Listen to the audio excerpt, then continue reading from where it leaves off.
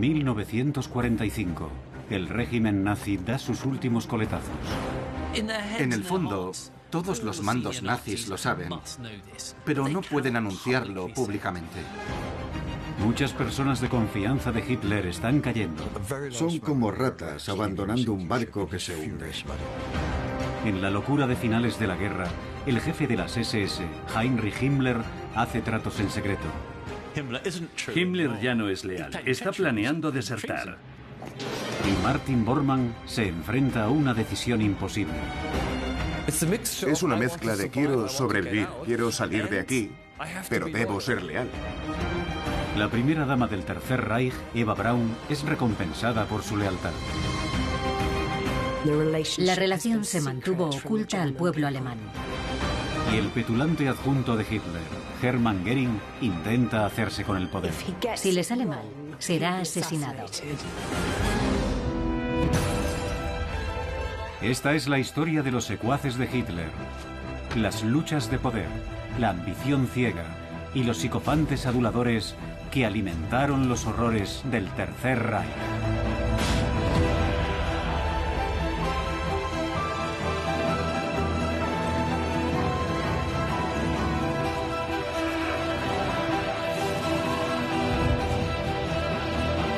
El círculo maléfico de Hitler. El derrumbe. Abril 1945. El ejército rojo está llegando a Berlín. Y las fuerzas aliadas ya han cruzado el Rin y avanzan hacia el interior de la Alemania nazi. El último y humillante capítulo del Tercer Reich ha comenzado. Alemania está a punto de ser derrotada. Antes adorado por millones de personas, Hitler y sus cada vez menos secuaces se esconden en un apestoso búnker rodeados por las tropas enemigas. Durante las últimas semanas del Tercer Reich, el círculo íntimo se desintegra. Definitivamente se acabó el juego. Este era el último suspiro de un imperio moribundo. Lo único que le queda al Tercer Reich es el nombre.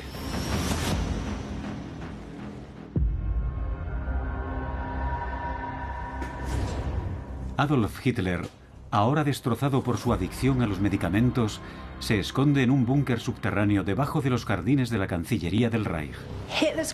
Hitler está al borde de la desesperación, pero todavía en algunos momentos le vuelve a dominar su instinto fantasioso y dice: seguramente podríamos irrumpir por el sudeste y romper el cerco de Berlín. Y de pronto se emocionaba porque tenía esperanza y también un plan. Pero claro, está rodeado de gente que se niega a mostrarle la realidad. De su círculo de confianza original, solo Martin Bormann, su secretario personal, y Joseph Goebbels, el ministro de propaganda, permanecen a su lado en ese mundo subterráneo de pesadilla. Pero hoy es una fecha importante en el calendario del Tercer Reich. El Führer cumple 56 años y esperan visita.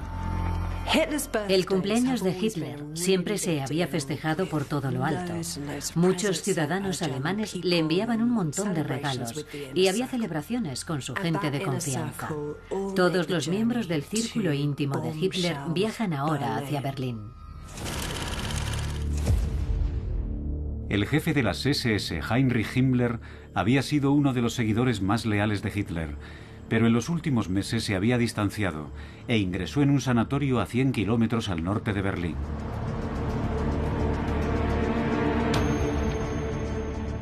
Intenta mantenerse al margen de la desintegración que sabe que se está produciendo en el búnker. Durante ese tiempo, Himmler ha intentado llegar a acuerdos con los aliados. Quiere ser la persona que gobierne Alemania una vez suceda lo inevitable. A pesar de haberlo traicionado, Himmler abandona el sanatorio para visitar a Hitler. Heinrich el Leal, como le solía llamar Hitler, será leal por última vez.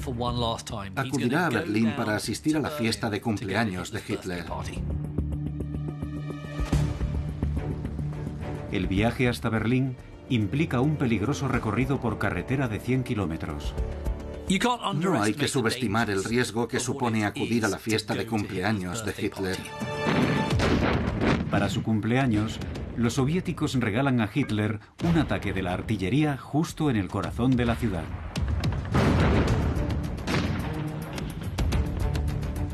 Pero no es solo del enemigo de quien debe protegerse. Su propia organización, las SS, está asesinando a los desertores. Las SS y otras secciones de la policía militar están deteniendo a mucha gente por traición. En cierto sentido, en el momento en que Alemania pierde la guerra, el régimen se vuelve más peligroso. Evidentemente, Himmler decide que lo más seguro para él es demostrar lealtad. En ese momento, incluso para el jefe de las SS, es importante acudir y mostrarse leal. Viajar por carretera es arriesgado, pero volar es un suicidio. Pese a todo, el ministro de Armamento, Albert Speer, se dispone, a pesar del riesgo, a volar a Berlín. Ahora hay que volar sobre un territorio que está cada vez más ocupado por el Ejército Rojo y tal vez por los aliados que se aproximan por el oeste. Y aunque sobrevivas y no derriben tu avión, el aterrizaje será complicado. Tienes que aterrizar en una calle de Berlín llena de socavones por los proyectiles y en medio del fuego cruzado. Los motivos de Speer para arriesgarse a volar a Berlín también son desconcertantes. Según escribió en sus memorias algunos meses antes, estaba urdiendo un plan para asesinar a Hitler. Su plan, como contaría más tarde, consistía en introducir gas venenoso en el búnker. Pero la construcción de una nueva chimenea, instalada como precaución ante un posible ataque con gas, malogró su idea. Creo que no hay duda de que lo pensó y de que quizás lo habló con algún miembro de su gabinete. Pero también es muy probable que utilizara esta historia para convencer a los aliados de que él no era un nazi tan perverso como los demás. Sea cual sea la verdad, Speer sabe que la derrota está cerca. La guerra ha terminado. Sabe que ha servido a un régimen que ha fracasado. Entonces, ¿por qué acude a Berlín? ¿Podría albergar alguna ambición secreta? Yo creo que Albert Speer tiene la esperanza de que Hitler le entregue el reino a él.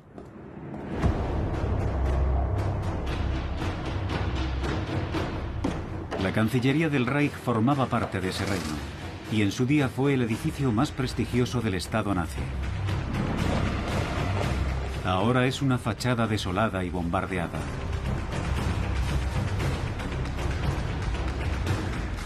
Un lugar apropiado para que el círculo íntimo de Hitler se reúna y felicite, como de costumbre, al trastornado dictador en el día de su cumpleaños. Lo celebran en una sala de la Cancillería del Reich, lo cual resulta bastante sorprendente, porque está tan agujereada a causa de las bombas que ya nadie sube al piso de arriba. Además, se han retirado todos los muebles de la Cancillería. Tras sobrevivir a sus respectivos viajes, los miembros del círculo íntimo de Hitler esperan incómodos a que el Führer haga su aparición. A 8 metros bajo tierra, en su búnker inexpugnable, Hitler realiza su ritual diario. Después de desayunar y de aplicarse unas gotas de cocaína en los ojos, Hitler se encuentra con fuerza para reunirse con su círculo íntimo y recibir sus felicitaciones. La fiesta de cumpleaños es una buena muestra de ese microcosmos cerrado, y se podría decir absurdo, y de la existencia irreal que han vivido en el búnker desde enero. Es un mundo fantasmagórico. Otro personaje clave del círculo de confianza de Hitler, que piensa que merece la pena arriesgarse a viajar a Berlín, es el jefe de la Luftwaffe, Hermann Göring. Hermann Göring todavía se sigue considerando a sí mismo como el segundo hombre al mando del Tercer Reich. Durante los últimos 4 meses, el antiguo héroe de guerra que se unió al partido nazi ha estado haciendo planes para una vida sin Hitler. Está claro que va tanteando por ahí, como un tiburón grande y gordo, a ver si tiene la oportunidad de hacerse con el poder. Por fin, Hitler hace su aparición. Le acompaña la primera dama del Tercer Reich, su amante Eva Braun. La relación entre Eva Braun y Hitler era compleja. Cuando estaban juntos, Hitler era un hombre diferente.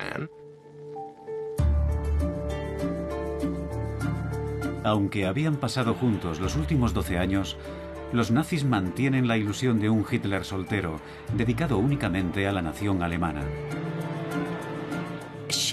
Nunca tuvo ningún reconocimiento público y la relación se había mantenido oculta al pueblo alemán.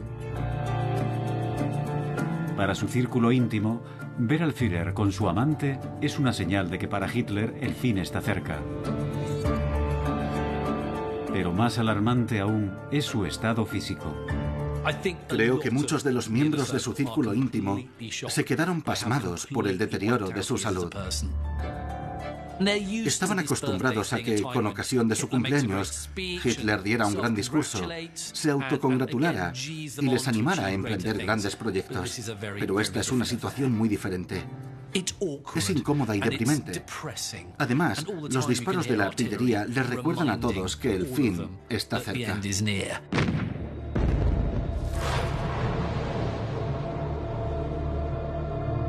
Como siempre, Martin Bormann, el secretario personal de Hitler, se encuentra cerca de él cuando el Führer hace una declaración memorable.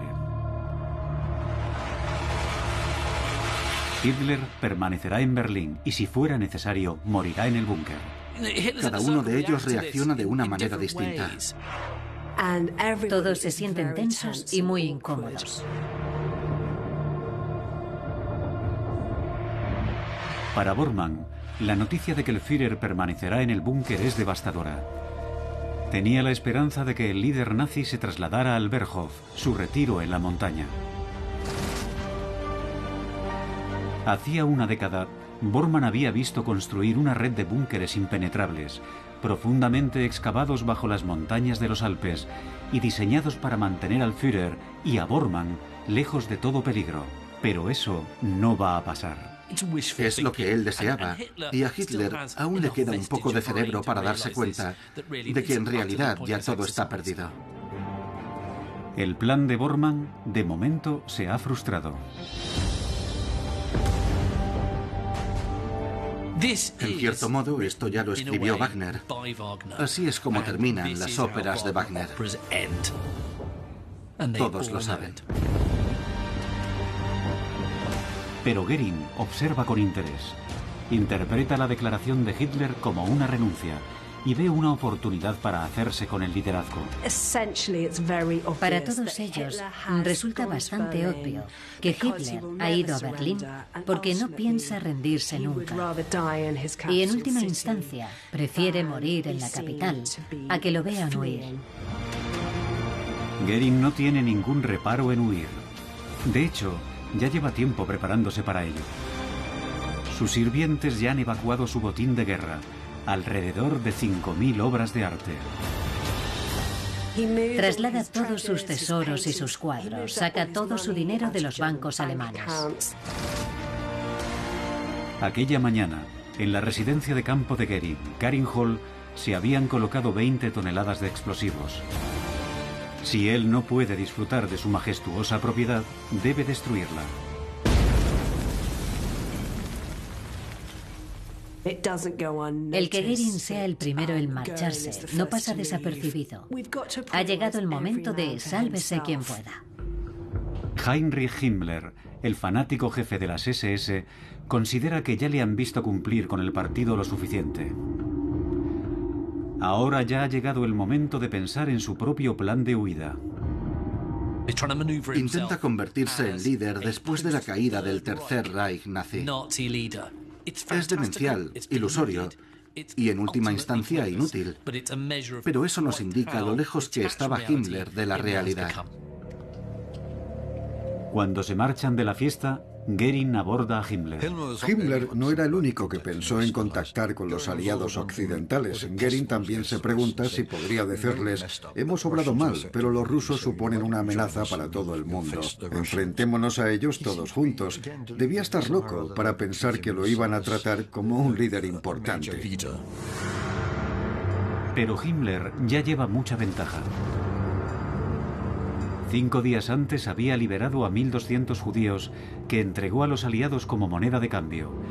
Desde el sanatorio pasaba mensajes a la Cruz Roja por medio de su masajista.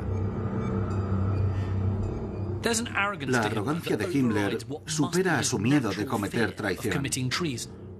Y eso es lo que está haciendo. Porque si Hitler se entera de que intenta llegar a un acuerdo con los aliados a sus espaldas, o utiliza a los judíos para hacer tratos con ellos, podría acabar colgado de la cuerda de un piano. Himmler le dice a Goering que él ya se ha adelantado y que esa misma noche se va a reunir con el conde Folke Bernadotte, vicepresidente de la Cruz Roja sueca. Por supuesto, presiente que el final está ya muy cerca. Y claro, no quiere que otro se adelante y se ponga a negociar. Himmler dice que Eisenhower ha enviado a Bernadotte para negociar. Sabe que oficialmente Goering ostenta el cargo de número 2, pero él también quiere estar en primera línea. Pero Himmler se da cuenta de que están siendo vigilados por el más peligroso de sus rivales, Martin Bormann. Bormann llegó al poder mediante la manipulación y vertiendo veneno en los oídos de Hitler. Himmler sabe que si Bormann les ha oído, sus días podrían estar contados. A estas alturas, Himmler está muy alterado. Se encuentra en un estado de gran ansiedad, porque él sabe que al intentar negociar la paz con los aliados, está cometiendo un acto de traición. Himmler debe actuar deprisa. Conduce en mitad de la noche hacia la costa báltica para acudir a 2 reuniones importantes. La primera, con un representante del Congreso Judío Mundial. Himmler, muy inteligentemente, contactó con el Congreso Judío Mundial y con los gobiernos de Occidente a través de Suecia. Y la razón es totalmente evidente. Quería huir e intentar tener una vida después del Tercer Reich. En aquel momento, el número de muertos judíos se aproxima a los 6 millones, todo ello planeado por Himmler. Pero algunos meses antes intentó borrar sus huellas. Desde principios de enero del 45, Himmler, con la intención evidente de ganar el favor de los aliados cuando finalizara la guerra, comenzó a cerrar los campos de concentración, destruyendo lo peor de ellos e intentando presentar una imagen más humana ante los aliados cuando tomaran el control. Pero no había manera de que Himmler pudiera distanciarse de aquellas atrocidades. Convertirse en la persona que gobierne Alemania después del Tercer Reich depende de estas reuniones con personas de ideologías totalmente opuestas. Durante 45 minutos, Himmler ofrece una prolija justificación de las acciones alemanas en contra de los judíos. Promete que no habrá más asesinatos y que los campos de concentración se entregarán intactos a los aliados. En la segunda reunión que Himmler mantiene aquella noche con el diplomático sueco, el conde Bernadotte, su paranoia es aún mayor. Se encuentra en una especie de estado de histeria y lleva una pistola en el bolsillo porque teme que los hombres de Bormann puedan aparecer en la puerta en cualquier momento. Agotado, Himmler se marcha creyendo que está un poco más cerca de reunirse con Eisenhower. Pero sigue asustado. ¿Le habrán seguido? ¿Lo sabe Bormann? Una cosa sí que es cierta. Su juego es muy peligroso.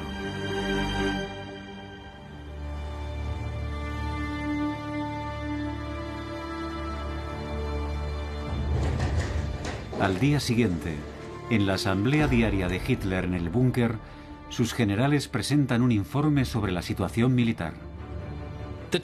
El 22 de abril se celebra una reunión clave entre Hitler, los miembros de su círculo íntimo, Bormann y Goebbels, y varios generales.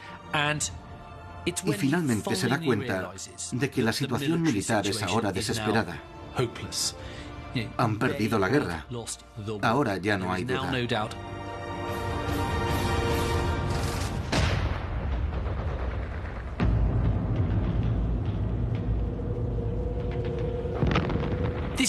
Fue toda una revelación, porque hasta ese momento siempre había dicho: venceremos, seré como Federico el Grande, expulsaré a mis enemigos. Considera la situación, y hasta uno de los peores comandantes en jefe de la historia se da cuenta de que la guerra ha terminado. Goebbels, que se ha mantenido leal desde el principio, está devastado. Sin Hitler no hay futuro para él ni para su familia. Hitler monta en cólera. Se le oye gritar casi por todo el complejo del búnker. Y esos generales y los miembros de su círculo íntimo están aterrados por esa explosión de ira. Es el final de una larga odisea que lo ha llevado desde la cervecería hasta el búnker, pero que ha terminado con muerte y catástrofes.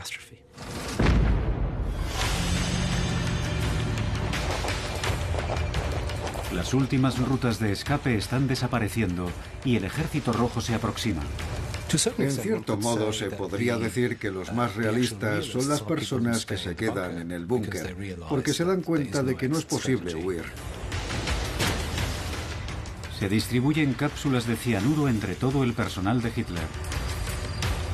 De repente Bormann se da cuenta de que esperan que él también muera por la causa. Y aunque solo les quedan unos pocos días de vida, Bormann nunca ha sido un hombre de equipo. Jamás ha pensado: ¿qué podemos lograr juntos? A diferencia de otras personas que se quedaron hasta el final, él no tiene ningún interés en morir y está decidido a vivir un día más. Se encuentra con un dilema. ¿Se queda con Hitler o se larga? Quiere hacer las dos cosas, pero no puede.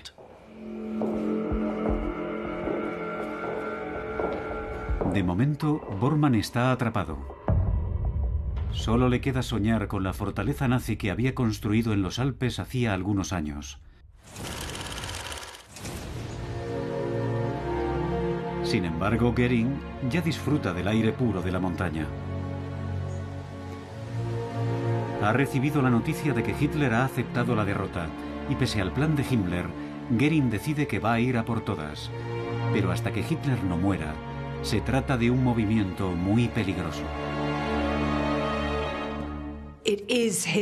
Oficialmente, si el Führer muere, o en el supuesto caso de que se le llegara a declarar incompetente, sería obligación de Göring hacerse con el gobierno de Alemania. Cuidadosamente redacta un mensaje dirigido a Hitler, en el que le pide su autorización para tomar el poder como su sucesor. Mein Führer, a no ser que usted me notifique lo contrario en un plazo de 24 horas, entenderé que ha perdido la capacidad de gobernar y que yo seré el nuevo Führer. Inmediatamente se da cuenta de que esto es muy delicado y muy difícil. Si lo hace mal, será asesinado. Según el protocolo, Bormann es el primero que recibe el telegrama de Göring. Bormann filtra todo lo que recibe Hitler. Para Bormann, asegurarse de que nadie más llegue a tener poder es muy importante. Y por encima de todo, no quiere que Göring sea el próximo líder de Alemania y que tome el poder porque si él, Martin Bormann, sobrevive, no tiene una buena relación con Göring. De manera que de algún modo presenta el telegrama a Hitler como un acto de traición. Bormann manipula a Hitler para que considere ese telegrama como un acto de deslealtad. Esto demuestra que ha fracasado. Si no puede contar con Göring, entonces no puede contar con nadie. Ese telegrama cuidadosamente redactado es un desastre para Göring.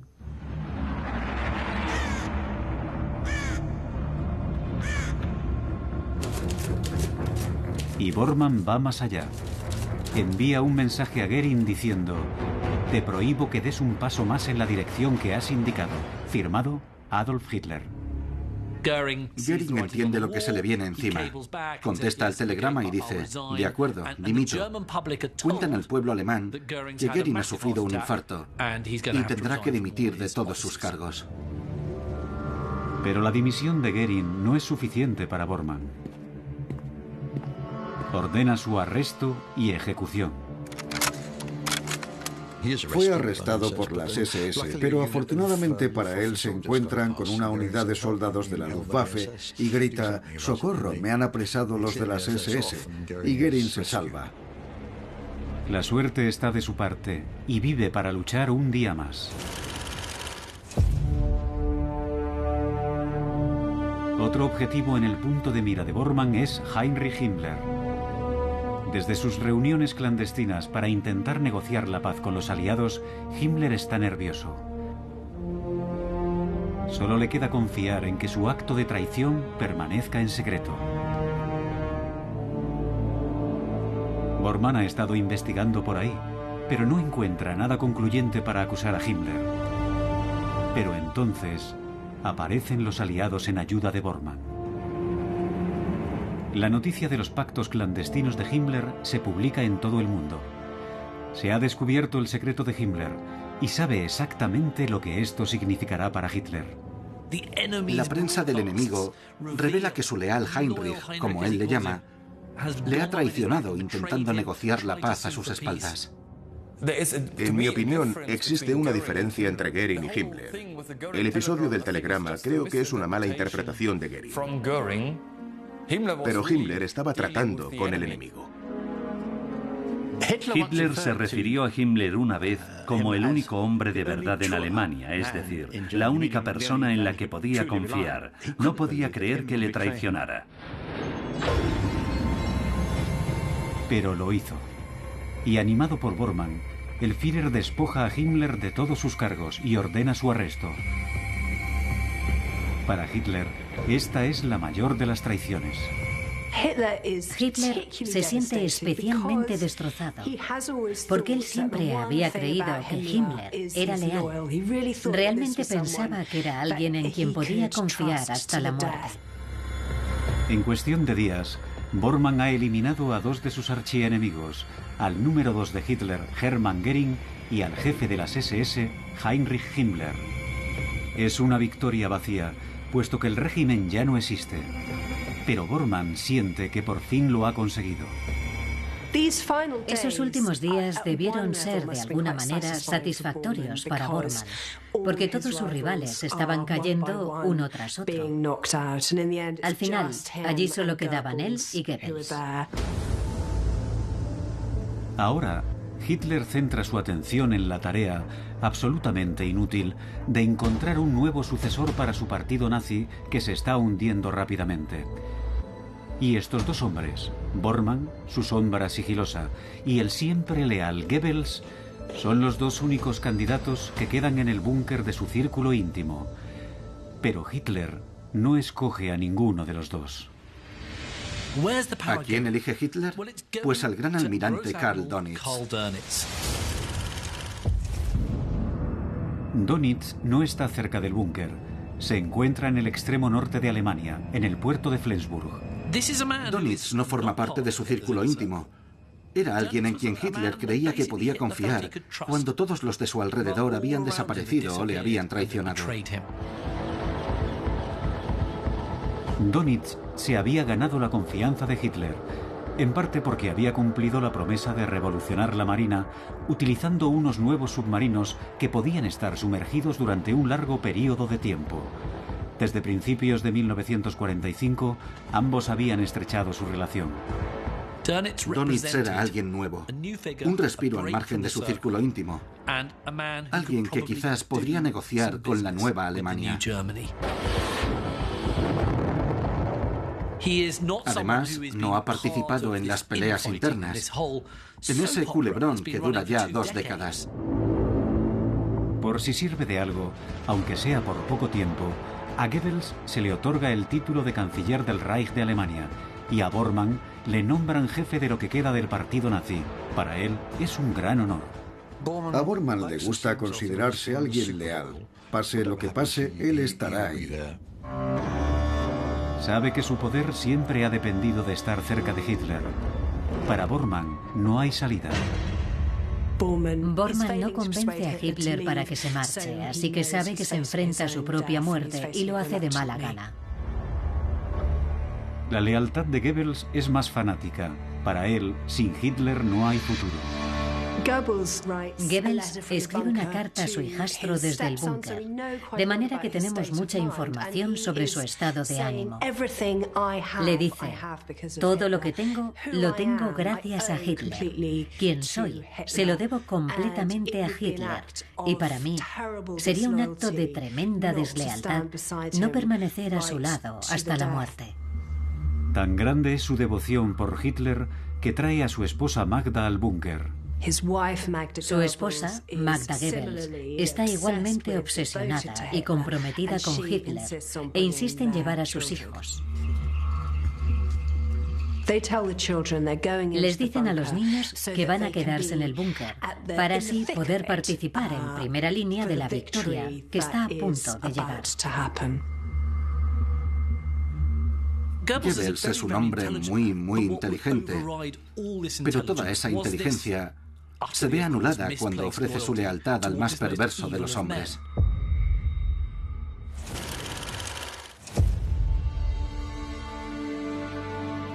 Pero hay otra persona del círculo íntimo de Hitler igualmente devota que sigue en el búnker. Es su compañera durante los últimos 12 años y uno de los secretos mejor guardados de la Alemania nazi. Eva Braun era una persona divertida. La vemos de viaje, la vemos nadando, haciendo yoga. Era una persona muy extrovertida. Se habían conocido en Múnich cuando Eva tenía solo 17 años y era ayudante del fotógrafo oficial de Hitler. Ahora, después de más de una década de noviazgo clandestino, por fin cumplirá su sueño. Poco después de la medianoche del 29 de abril, se celebra una de las bodas probablemente más deprimentes, surrealistas y extrañas de la historia, entre Hitler y su novia y amante, Eva Braun. Se casan en una sala de conferencias del búnker. Le pidió a Eva que se marchara. Ella se negó y entonces se casa con ella, lo cual le da un bonito giro a la historia. Ella decía que no podía vivir sin él.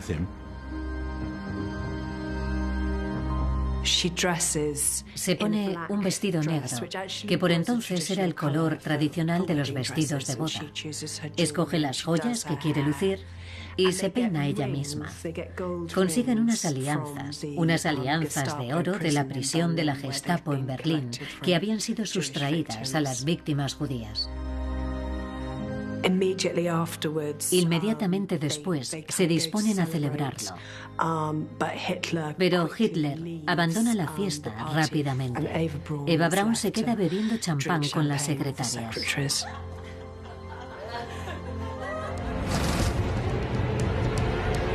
En el exterior, y ajenos al drama subterráneo del búnker,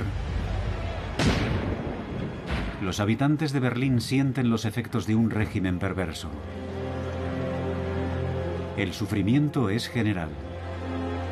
La mayoría está al borde de la inanición y el peligro es constante. Desean desesperadamente la paz.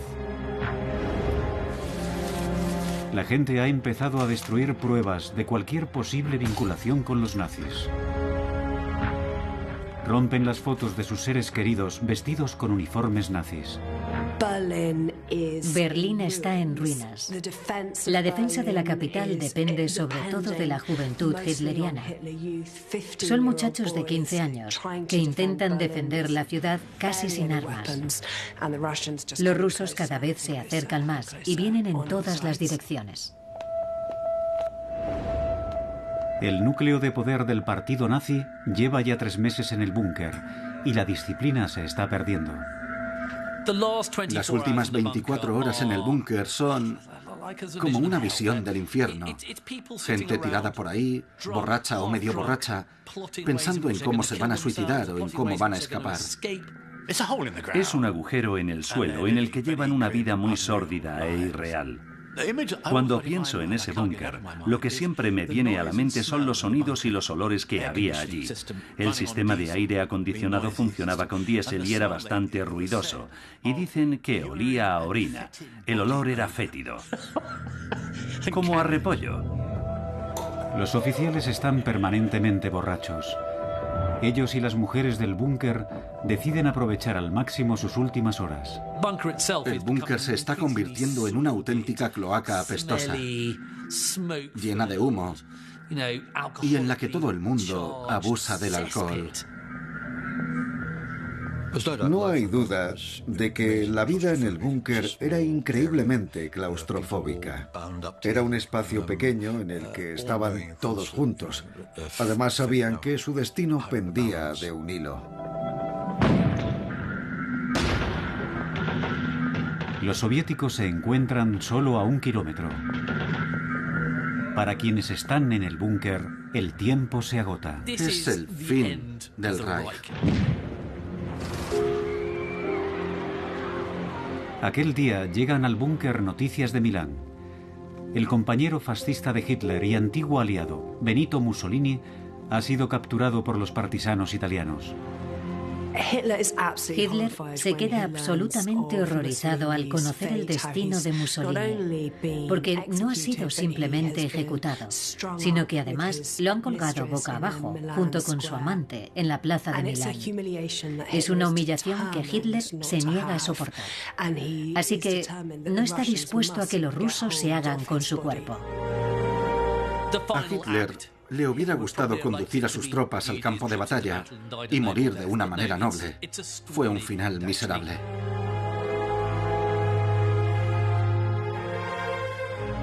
Hitler y Eva se retiran a su sala de estar con unas cápsulas de cianuro y una pistola.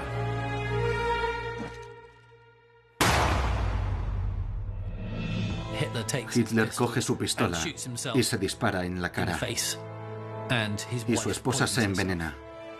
Acuerdan hacerlo simultáneamente. Bormann abre la puerta para ver si ha pasado lo que creen que ha pasado.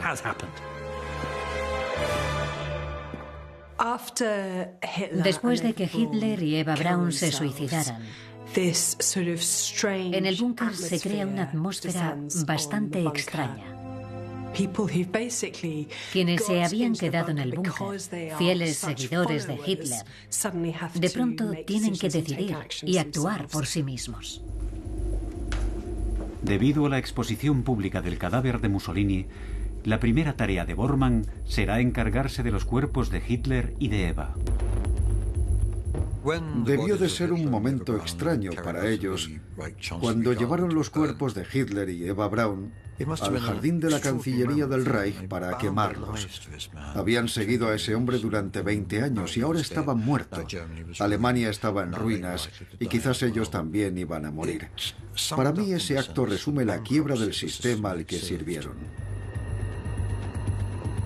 Incineran a Hitler. Por fin destruyen su cuerpo.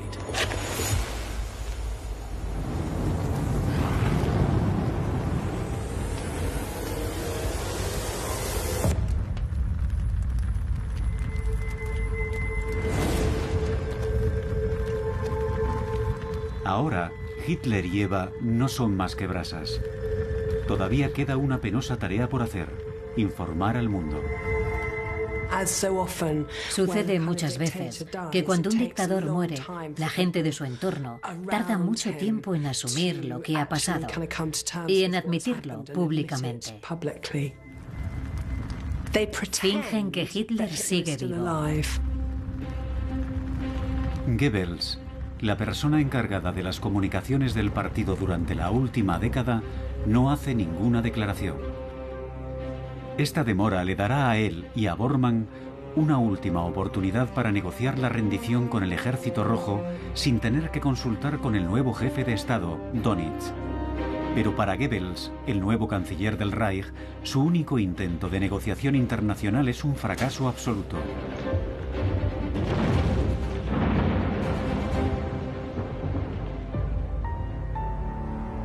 No es hasta las 10:53 de la mañana del día siguiente cuando Bormann finalmente envía un telegrama a Dönitz y la noticia se propaga rápidamente. Hitler se ha suicidado y su último testamento está vigente. La noticia no tarda en llegar al antiguo amigo de Hitler, el ministro de Armamento Albert Speer. Cuando recibió la noticia del suicidio del Führer, cogió la foto que le había regalado Hitler y lloró.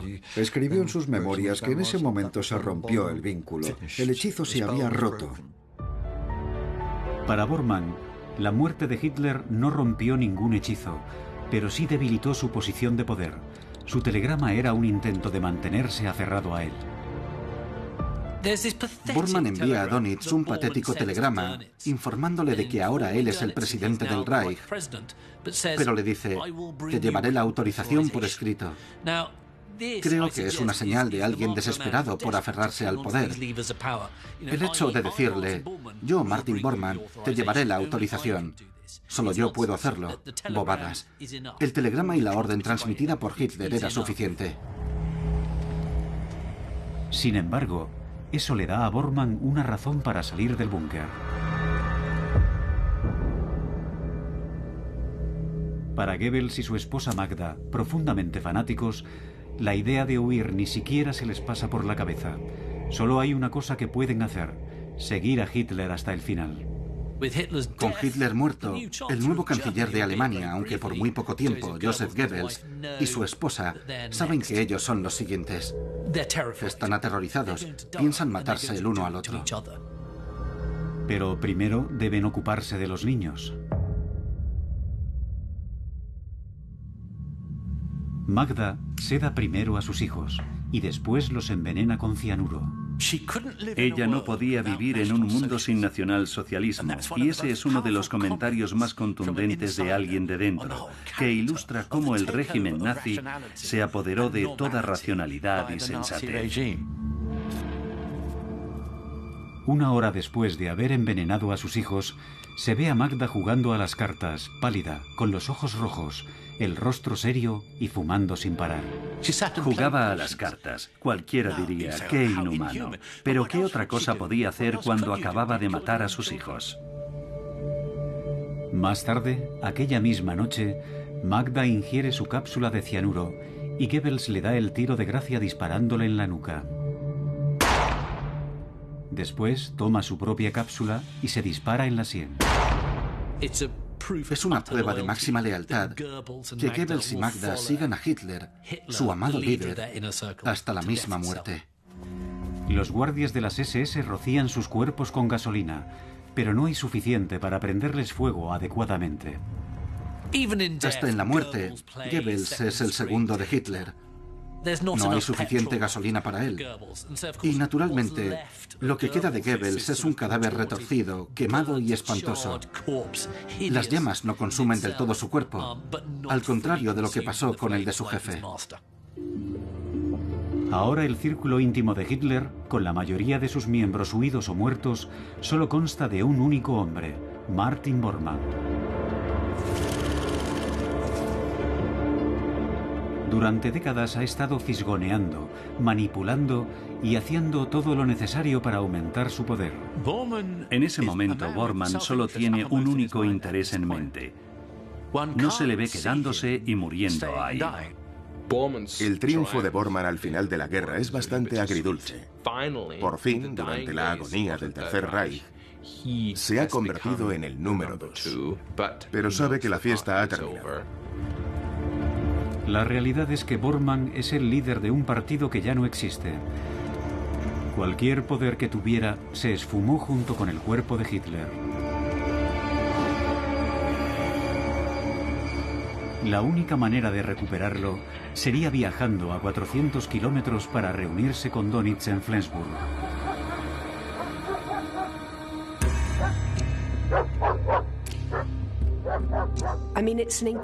Es un viaje increíblemente ambicioso, sobre todo para llegar al norte. Pero él tenía la esperanza de convertirse en alguien indispensable para Dönitz, igual que lo había sido para Hitler. Esperaba tener algo de control. Imagino que esa fue la fantasía que impulsó a Bormann a huir. Está desesperado por salir, por llegar al norte y unirse al nuevo gobierno. Bormann guarda el testamento de Hitler con sus últimas voluntades. Todavía quiere sentir que lleva con él la autoridad del Führer, aunque Hitler esté ya muerto. Adolf Hitler ya no existe. Si quiere llegar hasta Flensburg, deberá atravesar primero las líneas rusas. Yo creo que una vez que se ha enfrentado a la muerte del Führer, Bormann todavía quiere sobrevivir. Quiere salvar su propio pellejo, de modo que intenta huir.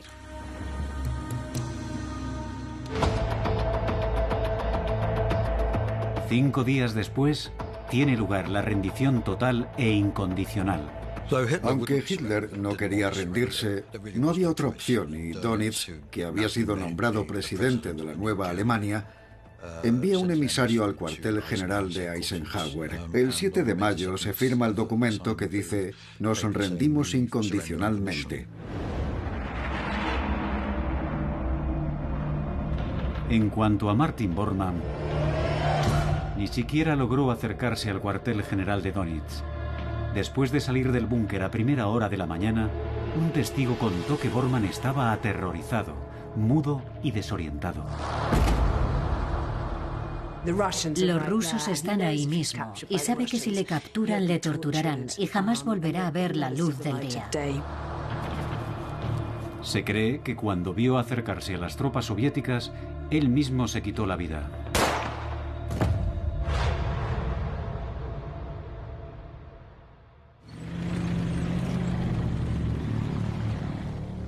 Tres semanas después, los aliados ocupan Alemania, pero Heinrich Himmler está desaparecido. Himmler, como líder de las SS, tendría que haberse quedado a luchar en las ruinas de la Cancillería en Berlín. Pero ese no fue el caso. En mayo de 1945, Himmler fue capturado por los británicos en el norte de Alemania. Pero durante una revisión médica ingiere una cápsula de cianuro. El cobarde asesino de millones de personas escoge el camino más fácil.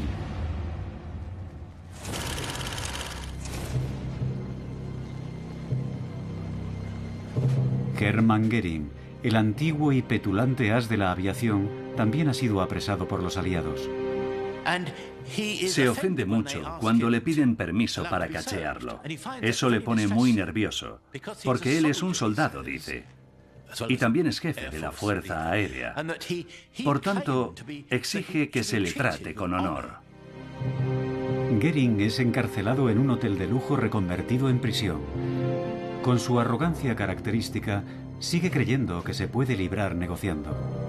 Göring cree que como ha ostentado un alto cargo en la jerarquía nazi puede llegar a un acuerdo con ellos.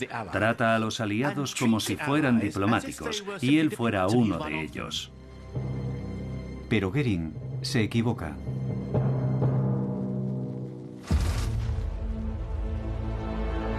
Seis meses después comienzan los juicios de Nuremberg. Se prolongarán durante casi un año. Sentado al lado de Göring se encuentra uno de sus colegas de antaño, el antiguo adjunto y discípulo del Führer, Rudolf Hess. Hess había estado encarcelado en Gran Bretaña desde que voló a Escocia 4 años antes en una alocada misión para intentar negociar la paz con Gran Bretaña. Ahora, junto a Göring, ha llegado la hora de rendir cuentas. Hermann Göring niega vehementemente tener conocimiento alguno de lo sucedido en los campos de concentración nazis. Me declaro inocente de esa acusación. Se describe a sí mismo como un diplomático pacífico e insiste en que todo lo que hizo, lo hizo por patriotismo. La defensa de Göring fue: estoy aquí porque hemos perdido la guerra. Si la hubiéramos ganado, ustedes estarían aquí. Pese a su enérgica actuación, Göring es sentenciado a muerte por crímenes de guerra. Pero a tan solo 2 horas de cumplirse la sentencia, una dosis de cianuro, al parecer introducida inadvertidamente por un guardia, permite a Goering escapar de la horca. Albert Speer niega tener conocimiento del Holocausto y denuncia los crímenes de Hitler y del régimen nazi. Permanece en prisión durante 20 años. Cuando lo liberan, se presenta a sí mismo como el nazi bueno. Solo después de su muerte, a los 76 años, saldría a la luz la verdad. El último que queda vivo es Rudolf Hess, que cumple cadena perpetua en Spandau, Berlín. En 1987, a los 93 años, se ahorca en el jardín de la prisión. El círculo íntimo de Hitler se había forjado en las cenizas de la Primera Guerra Mundial. Renegados y héroes de guerra, unidos por un sentimiento de traición, una ideología retorcida y sed de venganza. Solo eso pudo crear las condiciones que les permitieron hacer lo que hicieron. Decididos y astutos, aprovecharon el descontento de la nación y engañaron a sus compatriotas para acceder a los puestos de máximo poder. Pero la ambición personal y la envidia hizo que se volvieran los unos contra los otros. En el fondo lo que hay es amargura, y si a eso añadimos rivalidades personales, la mezcla es potente y explosiva. Fue un régimen en el que todo el poder procedía de un solo hombre. Todo giraba alrededor de Hitler. Él es el núcleo de su círculo íntimo. Sin él, todo se desmorona. Al final, el único legado del círculo íntimo de Adolf Hitler es la terrible certeza de cómo un puñado de perversos individuos consiguió implicar al mundo entero en un conflicto y del sufrimiento que los seres humanos pueden infligir a sus semejantes.